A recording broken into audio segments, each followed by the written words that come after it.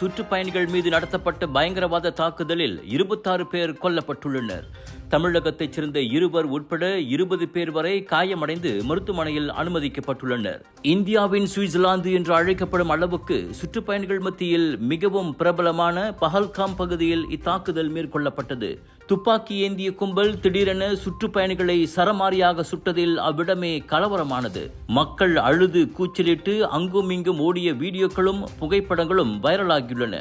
தாக்குதலை அடுத்து பாதுகாப்பு படை அந்த இடத்தை சுற்றி வளைத்துள்ள நிலையில் மருத்துவ குழுக்களும் விரைந்துள்ளன. தடை செய்யப்பட்ட பாகிஸ்தான் பயங்கரவாத அமைப்பான லஷ்கர் இ தொய்பாவிலிருந்து சிதறிய TRF கிளர்ச்சி படை அத்தாக்குதலுக்கு பொறுப்பேற்றுள்ளது. பெரும் அதிர்ச்சியை ஏற்படுத்தியுள்ள இத்தாக்குதலை அமெரிக்க அதிபர் டொனால்ட் ட்ரம்ப் உள்ளிட்ட முக்கிய உலக தலைவர்கள் கடுமையாக கண்டித்துள்ளனர். பயங்கரவாதத்துக்கு எதிரான போராட்டத்தில் இந்தியாவுக்கு துணை நிற்போம் என ட்ரம்ப் கூறியுள்ளார். கொல்லப்பட்ட அப்பாவி மக்களின் குடும்பங்களுக்கும் அவர் ஆழ்ந்த அனுதாபம் தெரிவித்துக் கொண்டார். தற்போது இந்திய சுற்றுப்பயணம் மேற்கொண்டுள்ள அமெரிக்க துணை அதிபர் JD Vanceம் தனது அனுதாபத்தை தெரிவித்துக் கொண்டார்.